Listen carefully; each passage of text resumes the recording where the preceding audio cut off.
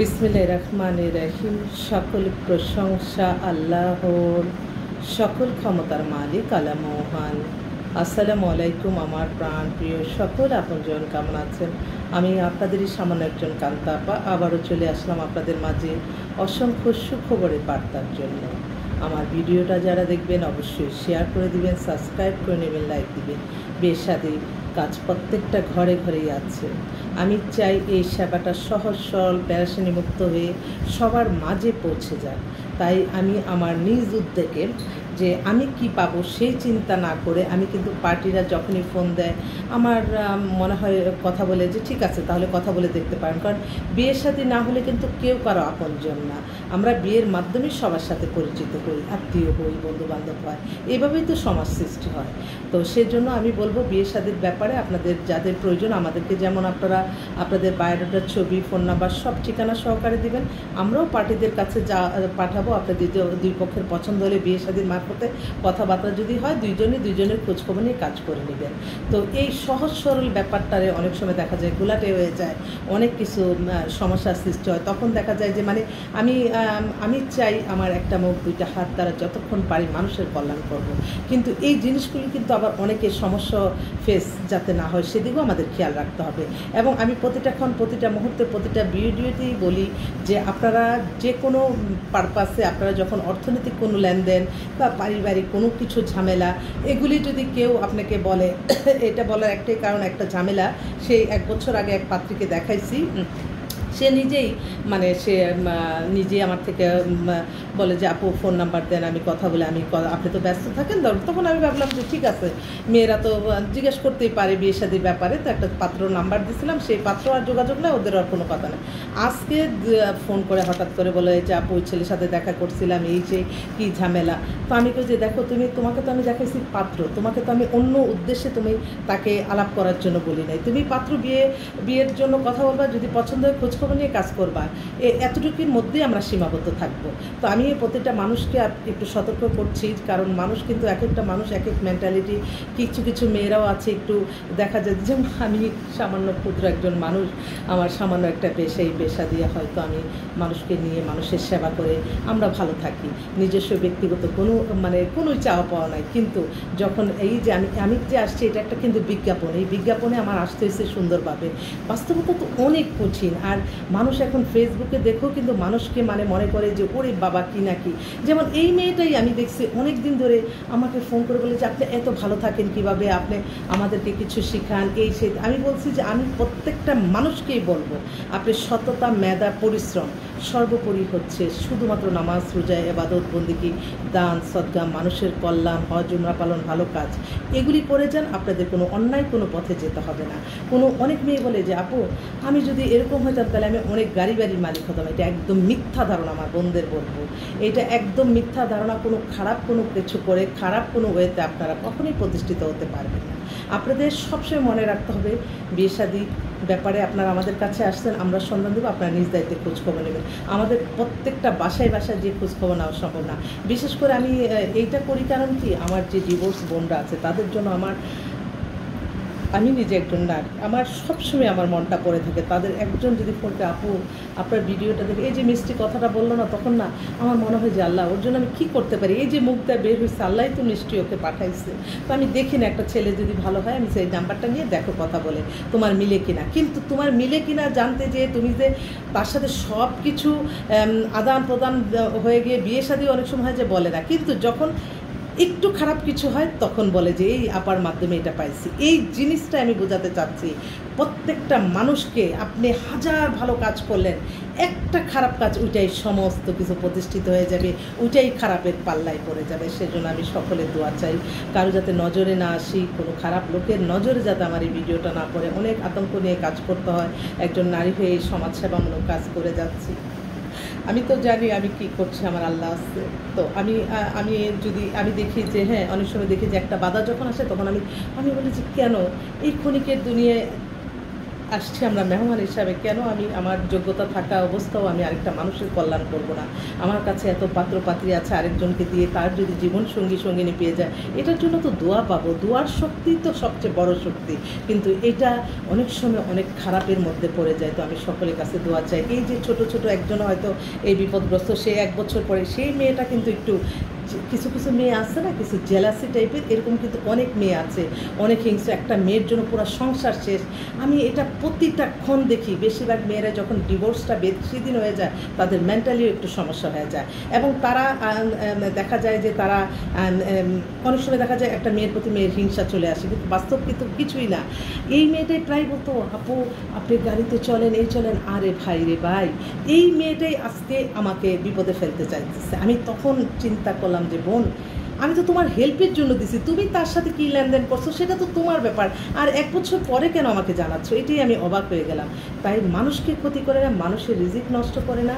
আপনি সবসময় চিন্তা করবেন, একটা মানুষকে দেখবেন আল্লাহর সৃষ্টি মানুষ, এবং তাকে যতটা পারবেন আপনি সহযোগিতা করবেন, আল্লাহর তরফ থেকে আপনার ভালোবাসা ফিরে আসবে। আমি এই বিশ্বাসেই কাজ করি। এবং অনেক বোনরা আছে ফোন দিয়ে বলে যে, আমি অবাক হয়ে যাই, আমার বোনরা এমনও আছে ফোন দিয়ে, আপু আজকে তো বৃষ্টির দিন, নিশ্চয়ই তোমার অনেক কষ্ট হচ্ছে। আমি অবাক হয়ে গেছি, সে 500-1000 টাকা পাঠাইছে, বললো যে আপু এটা দিয়ে তুমি নাস্তা করো। আমি তখন আমার কি উচিত সেই মেয়েটার জন্য আমার কিছু করা? না, অবশ্যই। মায়া মমতা ভালোবাসা না থাকলে পৃথিবী কীভাবে চলবে? আমার প্রশ্ন এইটাই। তো এই ভালো কাজে আমি যদি থেমে যাই, মানুষের হিংসা লেগে যায়, তখন তো সমাজ উপকৃত হবে না। প্রত্যেকটা মানুষকে আল্লাহ দিয়েছে কোনো না কোনো গুণ দিয়ে, হয়তো আল্লাহর তরফ থেকে আল্লাহ আমাকে দিয়েছে, যে আজকে 35 বছর ধরে আমরা এই পাত্রপাত্রের সন্ধান দিয়ে বিয়েটা ব্যবস্থা করে দিচ্ছি। কত মানুষের উপকৃত হচ্ছে, কত মানুষ। আমেরিকা থেকে পরশুদিন ফোন করে একজন বলছে যে, আপু তোমার দ্বারা আমি যে উপকৃত হয়েছি আমি বোঝাতে পারবো না। আমি আমেরিকার মসজিদেও আমি তোমার জন্য দোয়া করি, যে আপনারা মসজিদে দান করতেছেন, মানে এই কথায় কথায় বললো আর কি, কান্তাপার কাছে যান, মানে আপনাদের উপকার আসবে। এই যে মানুষের মায়া মমতা ভালোবাসা, এটার থেকে তো আমার শক্তি যোগে। যেমন একটা মেয়ে, আমি কি সবসময় আমি বলবো যে আমার এই টাকা না দিলে আমি তার সন্ধান দিব না, এগুলি আমার ভিতরে নেই। আমি চাই যে মানুষের সেবা হোক, ভালোবাসাটি ফিরে আসবে। বিয়ে হয়ে যাচ্ছে, আমাকে জানাচ্ছে না, ওই একবার না একবার তার মনে হৃদয়ে কাটে যে না, তো কান্তাপাকে তো কিছু দেওয়া দরকার, সে আরেকটা মানুষ পাঠিয়ে দেয়, ওইটা থেকে হয়তো আমাদের আল্লাহর তরফ থেকে কিছু হয়। এইভাবেই তো ভালোবাসা ছড়িয়ে দিতে হবে। কিন্তু মানুষকে না জেনে না বুঝে কোনো মানুষ আছে মিথ্যা কাল্পনিক গল্প বানিয়ে ফেলে, এটা থেকে আমাদেরকে আল্লাহ সবাইকে হেফাজত রাখুন। আমি এই মুহূর্তে আসলে খুবই টেনশনের মধ্যে আছি। আল্লাহর আমার এই বোনদেরকে আমি এত ভালোবেসে তাদের জন্য এত কল্যাণমূলক কাজ করি, তাদের কাছ থেকে বিন্দু মাত্র আমার কোনো চাওয়া পাওয়া নাই, অথচ তারাও কিন্তু অনেক সময় হিংসা চলে আসে। আমি কিন্তু এটা একটা বিজ্ঞাপন মাত্র, আমি বিজ্ঞাপনে আসি। আর আমার ব্যক্তিগত, এই যে বলে না যে, আমি বলি যে আপনার যখন আপনার কাছে 5 টাকা থাকবে, আপনি 5 টাকাই খরচ করবেন না। মানে আপনার সীমিত আয়, সীমিত চিন্তাভাবনা নিয়ে আপনার থাকতে হবে। আপনার অর্থ আছে, আপনি অজস্র খরচ করে ফেললেন, তখন তো মানুষের কাছে হাত পাততেই হবে। আমি সবসময় চিন্তা করি আমার যতটুকু আছে তা নিয়ে আমি সন্তুষ্ট থাকতে, আমার কোনো ব্যাংক ব্যালেন্স বাড়ি এগুলি কিছু না। আমি 10 জন নিয়ে অর্থনৈতিকভাবে তাদেরকে একটু ব্যবস্থা করে আমরা নিজেরা এই মিডিয়াটা চালিয়ে যাচ্ছি। এই আলহামদুলিল্লাহ। আমার কখনো অনেকে মনে করে ড্রেস এগুলি, আমি কখনো একটা দামি কোনো ড্রেসও ইউজ করি না। কোথাও হয়তো ভালো মার্কেটে গেলাম, সেখানে একটু ছবি একটু পাঠালাম, সেটা দেখে ওরে বাবা, আমি 1000-এর উপরে কখনো কোনো ড্রেসও করি না। আমার অর্থনৈতিকভাবে আমি কখনো স্বর্ণ গয়না কোনো কিছু না, আমি লিমিটেড মানুষ, লিমিটেডেই চলি। সেজন্য আমি মানুষকে ভালোবাসি, মানুষের কল্যাণে কাজ করি, আর নিজে ভালো থাকি। আর প্রতিটা সময় আমার নামাজ রোজা ইবাদত বন্দেগী ভালো কাজের মাধ্যমে ইনশাআল্লাহ থাকে। অন্য কোনো অনেকে তো অনেক আহামরি চিন্তাভাবনা থাকে। আপনার আছে 5 টাকা, আপনি কোটি টাকার স্বপ্ন দেখলেন, এই স্বপ্নটা পূরণ করতে যেয়ে আপনি কিন্তু ওই অবৈধ জিনিসটা অ্যাপ্লাই করতে হবে। সেজন্য এগুলি আপনাদের চিন্তায় থাকতে হবে। সামান্য ক্ষুদ্র মানুষ, আমার তো কোনো স্বর্ণ গয়নাও নাই, অথচ ইমিটেশনের চুরি করে যখন ফেসবুকে আসি তখন কত রকমের কথা। এটা একটা সামান্য, এটা একটা ফেসবুক, এখানে আমরা ভালো ভালো জিনিসগুলি তো একজনে বললো সুন্দর, এতটুকুই। এই বয়সে এসে অন্য কোনো কিছু না, নিজের ভালো লাগাটা। আল্লাহর সৃষ্টি এত সুন্দর একটা জিনিস দিয়েছে, এটার কারণেই তো আমরা হয়তো একে অন্যের সাহায্য সহযোগিতা পাচ্ছি। পাচ্ছি, এটা ভালোর জন্য ব্যবহার হচ্ছে বলেই তো অনেকে উপকৃত হচ্ছে। উপকৃত না হলে তো আর আমি এই প্রতিষ্ঠানটা পরিচালনা করা সম্ভব হতো না এত খরচ মেনটেন করে।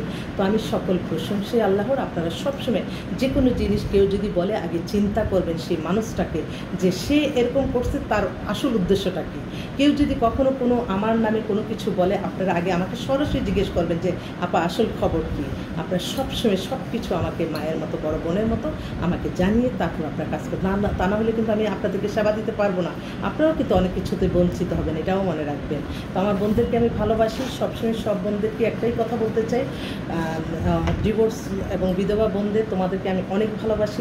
তোমরা তোমাদের প্রবলেম যখন বলো আমি কিন্তু মন উজাড় করে তোমাদের জন্য সেবা দিতে চাই। তো তোমরাও যখন সেবা নিতে চাবা তখনও তোমরা নিজেরা নিজ দায়িত্বে খোঁজখবর নিয়ে কাজ করবা, কারণ এই মানুষগুলি কিন্তু আমার কেউ কোনো পরিচিত না। একটা মানুষ আমার নিজস্ব কোনো আত্মীয় স্বজন না, কেউ না, সব দূর দূরান্ত থেকে দেশে বিদেশে অসংখ্য, তার মাঝ থেকেই তোমার বেছে নিতে হবে। তো এই জিনিসটাও যদি আমি সমস্যায় পড়ে যাই তখন তো আমারও এই বিজনেস চালানো সম্ভব হবে না। তো আমি সেজন্য আমি সকলের সাহায্য সহযোগিতা চাচ্ছি।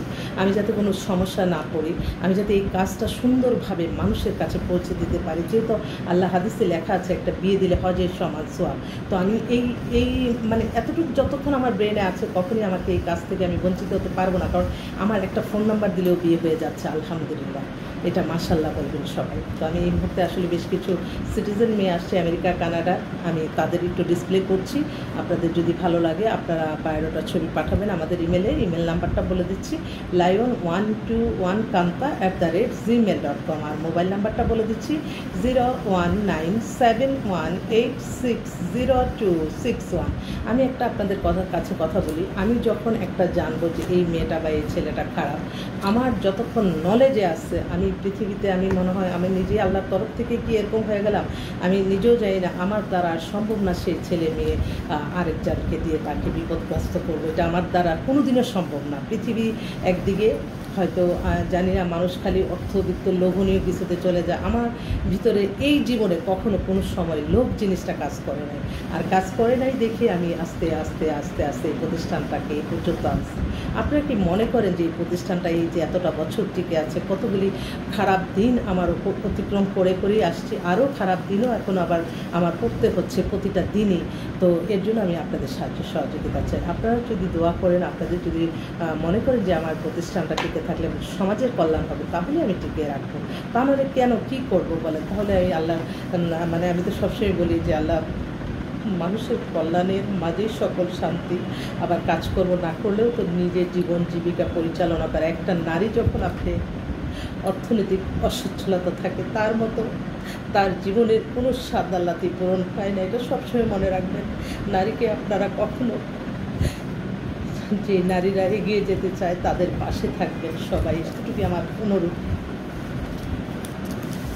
এই মুহূর্তে পুরা পরিবার, ওনারা কানাডার সিটিজেন, এইমাত্র কানাডা, এইমাত্র বের করলাম, একটু দেখেই বলি, মুখস্থ নাই। পুরা পরিবার ওখানেই জন্ম, মেয়ের কানাডার সিটিজেন, মেয়ের ডেট অফ বার্থ হচ্ছে 96,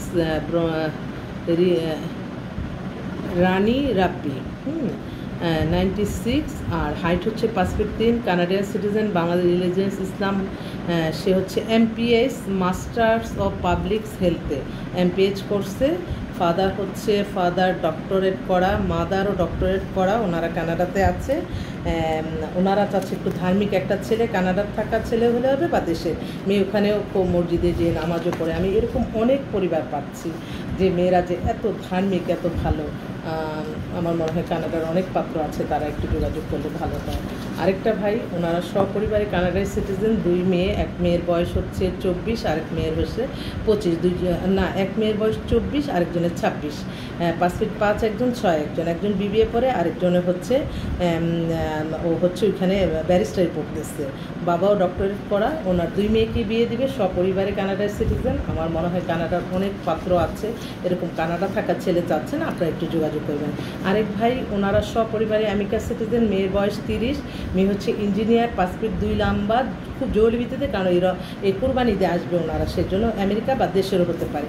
আরেক ভাইও আমেরিকা সিটিজেন, ওনারা পুরো পরিবারই আমেরিকার সিটিজেন, মেয়ে হচ্ছে পিএইচডি কমপ্লিট করে ফেলছে, ওর বয়স 33, 5 ফিট 3 লম্বা, খুবই সুন্দরী মেয়ে নাকি নোবেলও পাবে এরকম চিন্তাও তার ভিতরে আছে। মানে বিলিয়ন মেয়ে বিয়ে করলে কিন্তু আপনার জেনারেশন কিন্তু বিলিয়ন হবে, এটাও কিন্তু চিন্তা করতে হবে। অনেক ভাইরা আছে শুধু সুন্দরী মেয়ে চায় একদম জীবন শেষ করে দেয়, তাদের ডিগ্রি দেখে না, কিছু না। এটাও আমার একটুখানি মনে হয় যে আমারও দায়িত্ব এবং কর্তব্য থাকে, যদি সুন্দরী বেশিরভাগ ছেলেরাই বুঝি না, খালি সুন্দর ফ্যামিলি তাকায় না, কোনো কিছু না।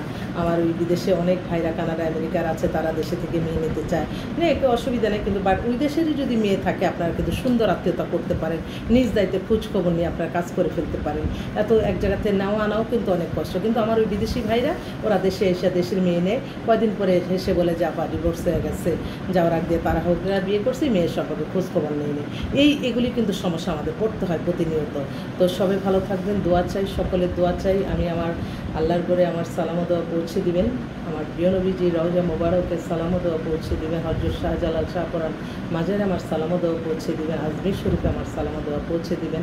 সকলের দোয়া চাই, সকল বিপদ যাতে কেটে যাক, ভালোর সাথেই যাতে সবসময় থাকতে পারি।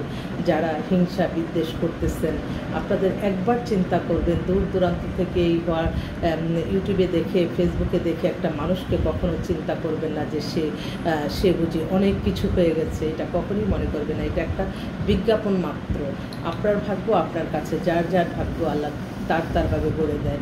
একজনের ভাগ্য নষ্ট করার জন্য আপনি উঠে পড়ে লাগবেন না কখনো। হিংসা মানুষকে ধ্বংস করে, এটা সবসময় মনে করবেন।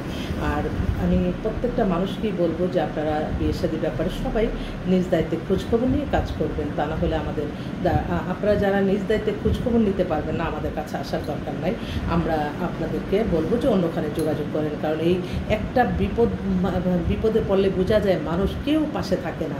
অতএব এই ব্যাপারগুলি আমার খুব চিন্তার সহিত আমার আগাইতে হবে। তো সবাই ভালো থাকবেন। আসসালামু আলাইকুম। হ্যালো।